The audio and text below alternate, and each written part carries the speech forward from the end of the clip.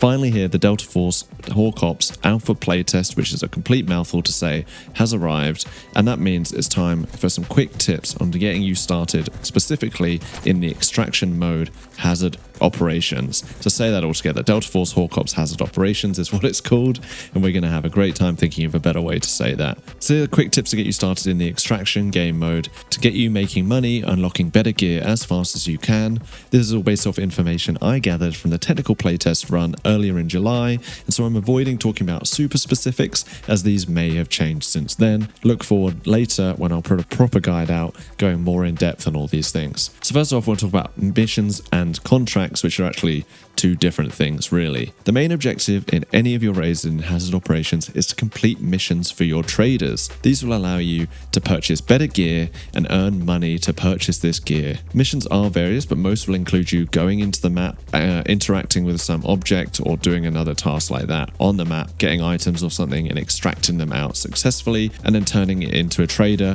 who will give you a reward, give you some money, and allow you to level up. There are other tasks though that you can do in your hideout, such as building certain weapons from specs specific to the trader.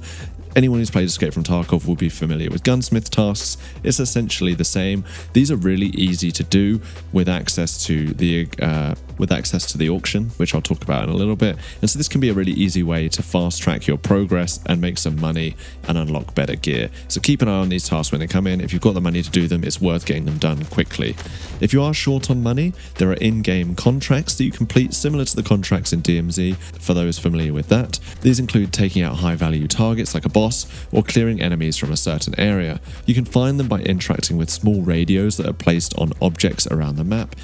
Another way to make money is by cracking safes that will be clearly marked with yellow icons on the map to secure high-value items for selling at your base. But these areas will be highly contested by other players, and so if you're just looking to survive, these safes are a little bit risky. Second up, I'm going to talk about traders. Each trader will provide a set of missions as well as items that you can purchase from them. They're clearly divided by type, so one trader sells weapons and ammunition, another trader sells armor and backpacks, and another trader sells medical items. Anyone familiar with Escape from Tarkov or Grey Zone Warfare will be really familiar with this system. It makes knowing which trader to go to very easily, and leveling up specific traders will give you access to better gear from them. One interesting thing to know is a lot of items actually purchased by barter as opposed to straight money. This means you'll actually need to loot items to trade for a gun, for example.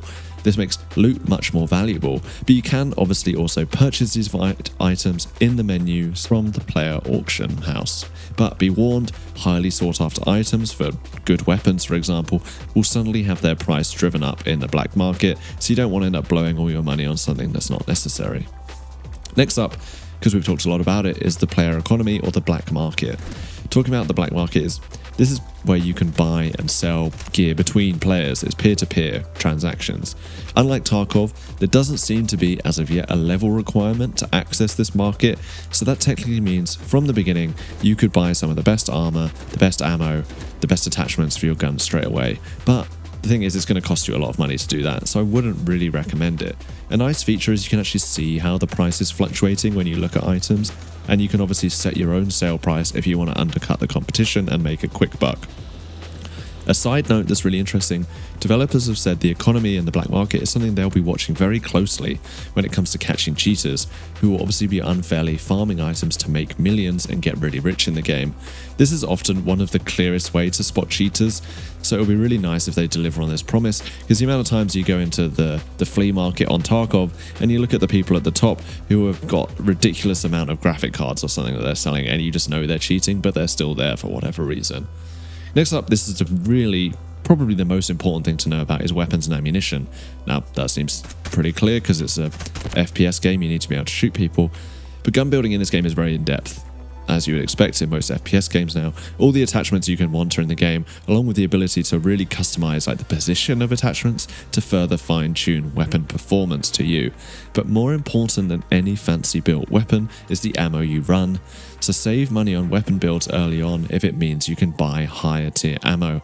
Ammo is expensive, but it will win you fights in the long term. It's also worth noting that ammo crafting is possible in Delta Force, as well as part of your hideout you can unlock a crafting station. So this would be a good way potentially to save money, access better ammunition if you have a knowledge of where the good loot spots are, for instance. I tried it in the early access playtest and it took like 48 hours to make some shotgun shells. I was a bit like, I feel like that needs some fine tuning, so it may be different now.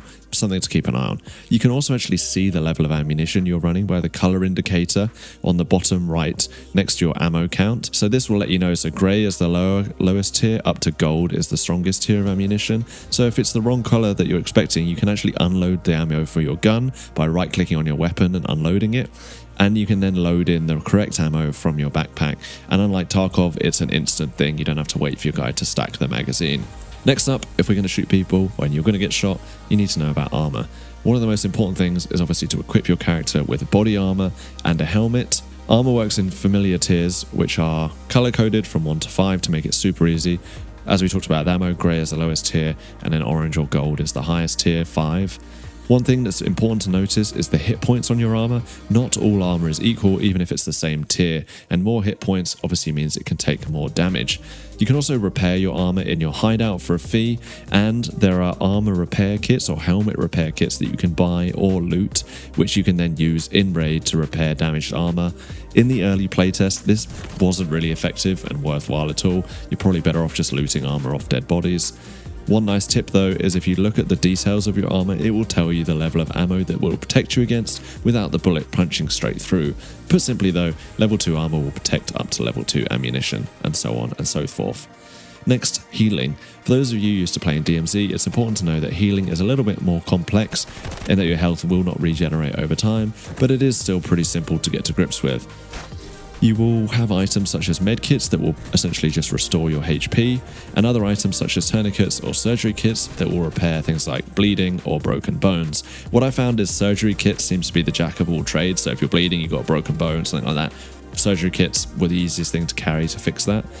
The intention is that your hotkey healing button, which is 5 by default, will automatically select the item that you need to use first. In the alpha playtest or the pre-alpha playtest, this wasn't working as intended, so hopefully it is now, but if not, you can also hold down or press F3 to bring up your health status, which will tell you what to use to fix whatever issues you have.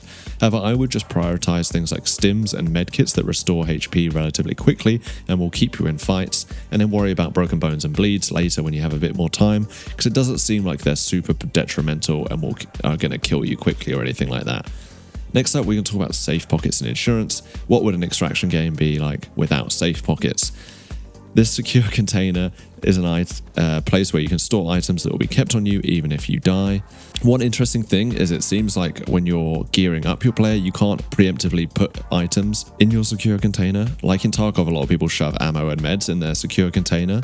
That doesn't seem to be possible in Haavk Ops. So something to be aware of. That may have just been an issue in the playtest, but it seems like that sort of stuff you have to just carry in your backpack. Anyway, one thing that doesn't exist in this game is an insurance system where you can't pay for your items to be protected if no one loots them and they're then given back to you a day or two later. However, there is a system by which if your squad takes your items off your dead body, then they will be returned to you if your squad mate extracts. I believe the same system is used in Arena Breakout. So your squad mate, if you're killed, your squad mate can pick up your guns and your armor and whatever, extract with them, they'll instantly be delivered to you and you can use them again. This obviously doesn't work for items that you pick up in raid, so if you find something super valuable in raid, your squad mate picks it up off your dead body, they're going to keep that item, it's not coming back to you. Finally, and probably the most important thing, if you're going to survive in this game, is extractions. There are a few different ways to extract, the first obviously being killed and then you go quickly back to the menu, great game. The other options are a free extract. This will be on the opposite edge of the map from you. There are also then probably another few options for you. In the 2 maps that were available in the pre-alpha test, there was a train or an elevator that you could cool. Then there'll be a countdown of I think about 6 minutes. after you press a switch to activate it, and then the extract will leave after that time. The only thing with this is obviously it plays a noise, and so other people in the area are aware of what you're trying to do, and so they may push you. There are also weight-based extracts, so you have to be under a certain amount of weight on your body, which you can see when you look at your inventory, to then be able to extract using those. There's one which requires you to have a certain loot value, so something like 50,000 loot value to extract through it. And then there will be ones that may appear or may not, but the only way to find out is by going there. But if you do go there and they are there, they're free extracts. So be aware of the train or elevator, but all the other ones should be good to go.